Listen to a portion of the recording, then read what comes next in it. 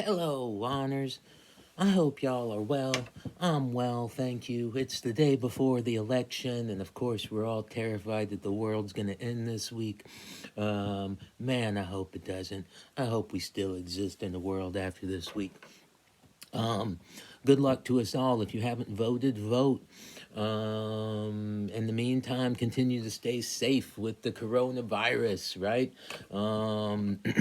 At any rate, people, this week, excuse me, we in class will be reading some Carpe Diem poems from the book. I have poems here from Marlowe, Raleigh, Herrick, and Marvell.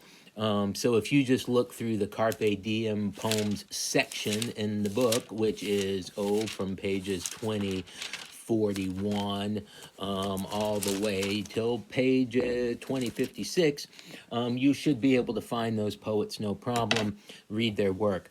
I thought that I would go over one of the poems and in a little bit more detail. Obviously, we will talk in class about this stuff, but I thought that we would look at here together Andrew Marvell's To His Coy Mistress, which is on page 2055. I'm going to read this poem. I'm going to go through it quickly and sort of talk about it a little bit, hopefully to give y'all some ideas about what you'll have to say about things on Wednesday. So, at any rate, Carpe Diem poems in this book, right? Carpe Diem, right? Seize the day. So, right, these are poems about like seizing the day. So this poem by Andrew Marvell, To His Coy Mistress. In case y'all don't know, coy. I don't know if you know the word coy or how we define that, but I tend to define that word as saying both shy and sly. So if somebody's being coy, they're being shy, they're acting shy, but they're doing it for some sort of reason. They're being sly in some way. So in this particular case, we might say to his coy mistress, she's acting sly because she's playing hard to get or something like that. So she's acting one way, but she's got a different agenda, is what he seems to be suggesting here. So I'm gonna read through this and then we'll talk about it. Obviously, note that this is written in rhyming couplets. I want you to note too that if we look at the left-hand margin of it, you will see that there are two places where it's indented. So the poem begins, had we, but, and then the indention begins, but at my back, and then the last indention is now therefore. I point this out just to point out that this poem is written in a sort of logical argument structure, which is if this, but this, therefore this, right? So this is a very common argument structure. If this, but this, therefore that. So that's what's going on here. So I'm going to read this and then we'll talk about it a little bit. Had we but world enough and time, this coyness, lady, were no crime. We would sit down and think which way to walk and pass our long love's day. Thou by the Indian Ganges side should rubies find. I by the tide of Humber would complain. I would love you 10 years before the flood, and you should, if you please, refuse till the conversion of the Jews. My vegetable love should grow vaster than empires and more slow, and 100 years should go to praise thine eyes and on thy forehead gaze. 200 to adore each breast, but 30,000 to the rest. An age at least to every part, and the last age should show your heart. For, lady, you deserve this state, nor would I love at lower rate. But at my back I always hear Time's winged chariot hurrying near, and yonder on before us lie deserts of vast eternity. Thy beauty shall no more be found, nor in thy marble vault shall sound my echoing song. Then worms shall try that long-preserved virginity, and your quaint honor turn to dust, and into ashes all my lust. The grave's a fine and private place, but none, I think, do there embrace. Now therefore, while the youthful hue sits on thy skin like morning dew, and while thy willing soul transpires at every pore with instant fires, now let us sport us while we may, and now, like amorous birds of prey, rather at once our time devour than languish in his slow chapped power. Let us roll all our strength and all our sweetness up into one ball, and tear our pleasures with rough strife through the iron gates of life. Thus, though we cannot make our sun stand still, yet we will make him run. Um, okay, people. Just as a poet person, I just want to point out a couple of things because this. Notice that there's not punctuation at the end of every line. So this poem does not read, "Had we but world enough and time, this coyness lady were no crime. We would sit down and think which way to walk and pass our long love's day." That okay? So that's not how it goes, because there's not punctuation at the end of every line. So those four first lines could read, "Had we but world enough and time, this coyness lady were no crime. We would sit down and think which way to walk and pass our long love's day." Okay, so I mentioned this that there's not punctuation at the end of every line because I just want you to note how it changes the rhythm of the poem and de-emphasizes the rhyme. Okay, so at any rate, what do we got going on in this poem? Well, this poem cracks me up. Why does it crack me up? Well, because for one thing, Marvell's writing in what 1650 or something like that, and this poem just goes to show me that guys and the way guys interact with women hasn't necessarily changed that much over time, and maybe it should. Mm. If we're just looking through this poem quickly, I want to go through it um, and just see what y'all think here. There's some really, again, this poem kind of cracks me up. There's some funny stuff in here.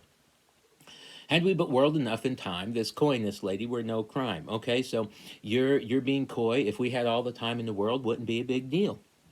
We could sit and down and think which way to walk and pass our long loved day. Like, what do you want to do? I don't know. What do you want to do? And thou by the Indian Ganges side should rubies find. I by the tide of Humber would complain. So the idea here is that rubies were thought to preserve virginity, and he's saying you could get in the river there, the Indian Ganges, and you could look for rubies all day long. And he's from a place called Humber, and he says, I by the tide of Humber would complain. So he's sitting there and he could complain. So if we had all the time in the world, you could look for rubies all day, and I could sit around and bitch about it. I would love you 10 years before the flood, and you should, if you please, refuse till the conversion of the Jews, which is a beautiful sounding line, right? I would love you 10 years before the flood. Right, if y'all remember in the Bible when God floods the earth, with Noah. He says he's not going to do that again, except for when it's all over with at the end of time. Here, I would love you till the end of time, and you should, if you please, refuse till the conversion of the Jews. And so this gets to, Christianity has a mild sort of theological problem of sort of what happens to the Jews, since Jesus was a Jew and the Jews are God's people. But of course, the Jews also don't believe in Jesus as the Messiah, and therefore in Christianity, you can't go to heaven unless you believe in Jesus as the Messiah. So how do we solve this theological problem? Well, at least some people speculate that at the very end of time, right before the shit hits the fan, the Jews will convert. All right, so this could go on till the very end of time. My vegetable love should grow vaster than empires and more slow. And I love that. Like, what kind of love you got, baby? I got vegetable love. My vegetable love should grow faster than empires and more slow. And so this is when the poem starts to really kick in with some, I want to say, some BS, right? 100 years should go to praise thine eyes and on thy forehead gaze. 200 to adore each breast, but 30,000 to the rest. So you get this? He's saying, like, listen, if we had all the time in the world, I would praise your eyes for 100 years and your forehead. I'd be like, oh my God, what a great forehead you have. I would do that for 100 years. I would take 200 years for each breast. So 200 years, 200 years, 400 total on the breast. And then he says 30,000 to the rest, an age at least for every part. The last age should show your heart. For lady, you deserve this state, nor would I love at lower rate. So you get this? He's saying, if we had all the time in the world, I could simply praise you. I would praise your eyes for 100 years. I'd praise your breast for 400 years. I'd praise all of you. But he says, but we don't have time. And I just want to point out, when he says that, if I had all the time in the world, I'd spend 100 years praising your eyes. I just want to point out that that's crap, right? There's no way he's going to spend 100 years praising your eyes. This is like the kind of thing that people say when they're lying and they're trying to, trying to get laid, let's say. They're like, hey, I would love you. I would praise your eyes forever. You're so beautiful. No, I'm sorry. I think that we recognize when he says it that this can't be true. Nobody's going to do that. Okay. But anyway, but at my back, I always hear time's winged chariot hurrying near. You get this, right? But at my back, I can always hear time creeping up on us. And deserts of vast eternity lie in front of us. Thy beauty shall no more be found, nor in thy marble vault shall sound my echoing song. So you get this? When you're in the grave, your beauty's not going to be there. And when I'm in the grave, I'm not going to be able to sing your song. Um, then worms shall try that long preserved virginity. Oh my God, what an awful thing to say. You get this, right? She's a virgin, and he's saying, well, if you wait, worms will try your virginity. And your quaint honor is going to turn to dust and into ashes all my lust. The grave's a fine and private place, but none I think there do embrace. So, right, he's saying, hey, right? Nothing wrong with being dead, but nobody's getting it on, right? Nobody's having sex there. And notice too that he says your quaint honor turned to dust. Like what kind of honor you got? Well, that's quaint. Isn't that cute? Your honor is so cute. Now, therefore, so we've got if we had all the time in the world, but we don't have all the time in the world, we're going to die. And so now, therefore, while the youthful hue sits on thy skin like morning dew, while thy willing soul transpires at every pore with instant fires, and how beautiful all of that is, right? While the dew is on your skin, and while every pore is emitting like little tiny fires, like she's literally hot. Now let us sport us while we may, like amorous birds of prey. So you guys, y'all know birds of prey, like right, like hawks and eagles and stuff that fly down and they grab a mouse and they devour it, right? So that's what we're going to be like. We're going to be like birds that come down and grab what we want and take it. Rather at once our time devour than languish in his slow chapped power. Slow chapped means like slow moving jaws or something like that. So in this sense, he's saying, right, it's better to devour our time than to let time slowly devour us. Right, so this might be I don't know if you've heard phrases before, like it's better to burn out than it is to fade away, or you know, Neil Young, it's better to burn out than it is to rust, right? Sort of live fast, die young. That's better than time slowly eating us up. I always think of here a friend of mine, a professor, talking about boring meetings that we have to go to from time to time. And he's when it was a really boring meeting, he would say it's like being mauled to death by a duck. They're like, oh, go, go. It just goes on and on and on. So it's better for us to devour time than to let time slowly chew on us. So let's roll all our strength and all our sweetness up into one ball. And I think he means quite literally here. We're going to roll together in the ball and tear our pleasures with rough strife through the iron gates of life. Again, the crudeness here, like the worms and the virginity, we're going to tear pleasure with rough strife through the iron gates of life. Through the iron gates of life. I don't know. We might here be thinking about sort of the chastity belt, the iron gates, though I have another book that I swear to God, y'all probably won't believe this, but the other book, the footnote in the other book says, tear our pleasures with rough strife through the iron gates of life. And it has a footnote for through the iron gates of life. And I swear to God, this is what it says. It says, should call to mind the image of a battering ram knocking in the gates of a citadel. I don't know if that's what image it calls to mind, but that's what the other book says. Thus, though we cannot make our sun stand still, yet we will make him run, which is to say we can't stop time, we can't make the sun stop, but we can make the sun move faster, which is to say time flies when you're having fun. Let's have some fun. Y'all get this? Right? So he's saying to her, right? Come on, sleep with me now. We don't have time. We're gonna die. Carpe diem, right? Seize the day. Do it now.